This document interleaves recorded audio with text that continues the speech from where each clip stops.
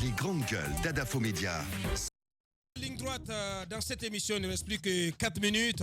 Le temps pour nous donc d'aller savoir comment tout se goupille, comment tout se prépare pour ce grand rendez-vous de la jeunesse guinéenne ce vendredi soir du côté de Prima Center. Pour en parler, qui mieux que Moussa Daraba, il est le patron de Intelligentsia, cette structure donc qui organise les J-Awards. Donc il est en direct. Bonjour Moussa Daraba. Bonjour les grandes gueules, bonjour à vos auditeurs et merci de m'inviter ce matin.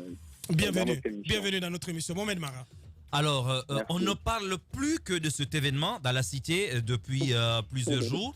Et on comprend d'ailleurs l'engouement de la jeunesse de Conakry en particulier pour cet événement qui est en train de devenir tout simplement un rendez-vous incontournable chaque année. Moussa Daraba, dites-nous, c'est quoi les aménagements que vous apportez? C'est quoi la nouveauté cette année? C'est quoi le programme de cette soirée? La nouveauté, c'est surtout au niveau de la communication, où on a essayé de déployer de gros moyens. On n'a pas de gros moyens, mais il y a surtout la passion qu'on y a injectée. Et au-delà de ça, la jeunesse a prouvé qu'elle a envie de renvoyer désormais un nouveau visage d'elle à l'endroit de l'opinion nationale et de l'opinion internationale. Nous avons réussi à décrocher justement un partenariat institutionnel avec le PLUC qui devra désormais, au-delà de l'aspect communication dans lequel on met le paquet autour de nos nominés, de nos lauréats. Le PLUC devra accompagner justement les lauréats cette année dans le développement de leur business et aussi de leurs différentes carrières. Donc ça, c'est déjà une grande innovation. Aussi, cette année, l'événement sera diffusé via les canaux du groupe Adafo Média. J'étais en communication hier jusqu'aux environs de 1h du matin avec M. Lamine Grassi.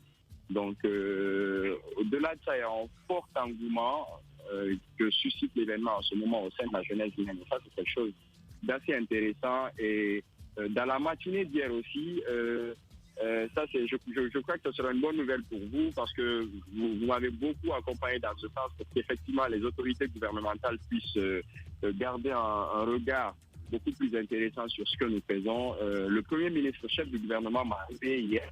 J'en étais très ému. J'avais même finalement fondu en larmes pour me dire qu'effectivement il sera avec la jeunesse ce soir. Et aussi, on attend son excellence, la première dame. Moussa Daraba, au programme, qu'est-ce qui est prévu ce soir? Comment tout cela va s'organiser?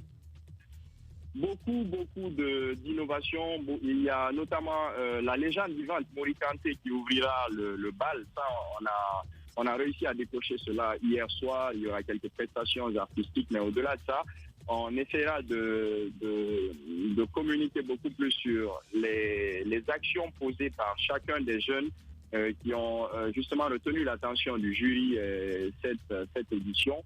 Voilà un tout petit peu, parce que honnêtement, on ne réinventera pas la roue. Ce qu'on fait déjà depuis 2 ans n'est pas mal. On a juste essayé de réaménager au niveau de la gestion du protocole. Il y a un salon VIP qui sera prévu pour accueillir les officiels, les jeunes Guinéens aussi. Il y a un espace qu'on va mettre à leur disposition. Ceux qui ne pourront pas avoir accès à la salle, il y a des projections qui se feront sur le site de Prima Center pour contenter au mieux le maximum de personnes. Parce qu'on est aujourd'hui, j'aime à le dire, un bébé de 3 ans, malheureusement qui se retrouve encore dans la même berceuse dans laquelle il était il y a quelques années. Bien, à rappeler les catégories, elles sont au nombre de combien et comment tout cela va se décanter? Est-ce que le jury qui a été mis en place, qu'il est prêt? Est-ce qu'on a une idée des résultats?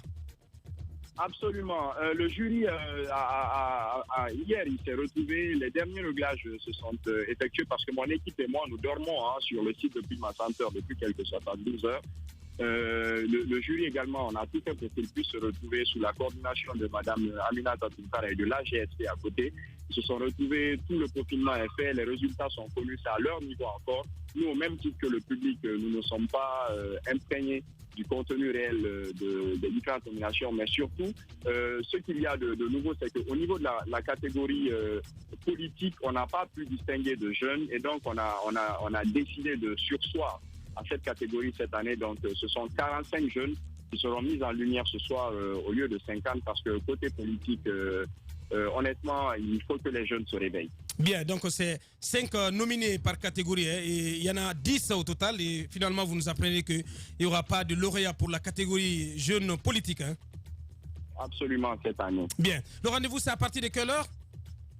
À partir de 19h, j'ai oublié de préciser aussi qu'avec l'appui de Tonton Malik Kébé, entre 19h55 et 20h pile, il y aura justement un feu d'artifice pour célébrer la jeunesse guinéenne avant d'ouvrir la salle à 20h pile pour accueillir notre très beau public jeune. Bien.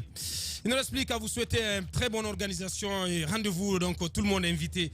Voilà, il faut rappeler, la rentrée c'est sur invitation du côté de Prima Senta. Autrement, vous contenterez donc des projections sur le site ou sur le direct que va vous proposer certainement la télévision Espace TV. Ça en est terminé pour le numéro d'aujourd'hui. Merci à tous les chroniqueurs.